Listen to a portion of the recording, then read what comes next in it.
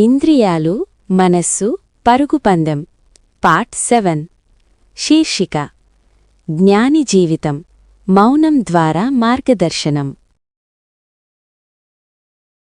మోక్షమనేది ముగింపు కాదు, అదొక కొత్త బాధ్యత. అరవింద్ ఇప్పుడు పరిగెత్తే మనిషి కాదు, అతను ఆగిపోయిన మనస్సు కాదు, అతను నడిచే మౌనం. కాని లోకం అతన్ని చూడగానే ఒక ప్రశ్నడిగింది. నీకు తెలిసిన సత్యం మాకెందుకు చెప్పడం లేదు? ప్రజల మధ్య జ్ఞాని అరవింద్ గ్రామంలో సాధారణ మనిషిలా జీవిస్తున్నాడు. కాని అతని ఉనికే మార్పు తెస్తోంది. రైతు నిన్ను చూస్తే మనసు కాస్త నిశ్శబ్దమవుతోంది. బాలుడు అంకుల్, నువ్వు అరవవు, కాని మాటలు వినిపిస్తాయి. అరవింద్ మాట్లాడలేదు, కాని అతని మౌనం ఇతరుల మనసుల్లో శబ్దాన్ని తగ్గించింది. మొదటి శిష్యుడు. ఒక యువకుడు అరవింద్ దగ్గరకు వచ్చాడు. యువకుడు: అన్నా, నా మనస్సు ఆగడంలేదు. ఇంద్రియాలు నన్ను లాగుతున్నాయి. నాకు మార్గం చూపు. అరవింద్ చిరునవ్వుతో అడిగాడు. నువ్వు వినడానికి వచ్చావా, లేక అనుభవించడానికి వచ్చావా? యువకుడు మౌనంగా నిలిచాడు. బోధ కాదు, అనుభవం. అరవిందు ఆ యువకుణ్ణి నదీతీరానికి తీసుకెళ్లాడు.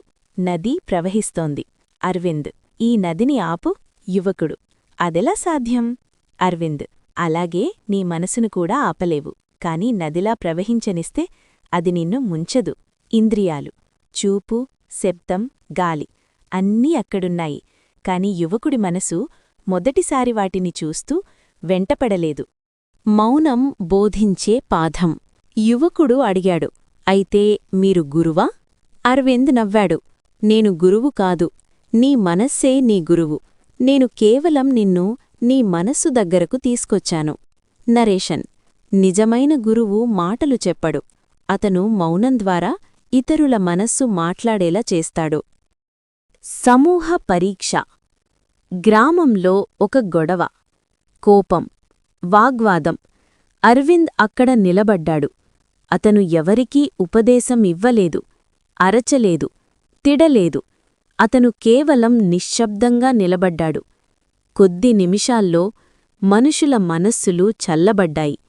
కోపం తగ్గింది. ఎందుకంటే మౌనం ఒక అగ్ని కాదు, అది అగ్నిని ఆర్పే నీరు. గురువు చివరి మాట. గురువు అరవిందును చూసి అన్నాడు. గురువు: నీవిప్పుడు ఇంద్రియాలను జయించలేదు, మనస్సుని జయించలేదు. నీవు ఇతరుల మనస్సులను నిశ్శబ్దం వైపు నడిపిస్తున్నావు. ఇదే జ్ఞాని లక్షణం. సత్యం యొక్క వంశపారంపర్యం.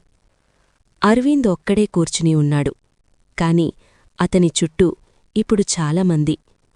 అతను ఏ సంస్థ ప్రారంభించలేదు, ఏ మఠం కట్టలేదు, ఏ పేరూ పెట్టుకోలేదు. కాని మనసులు మారుతున్నాయి, ఇంద్రియాలు నెమ్మదిస్తున్నాయి, మౌనం విస్తరిస్తోంది.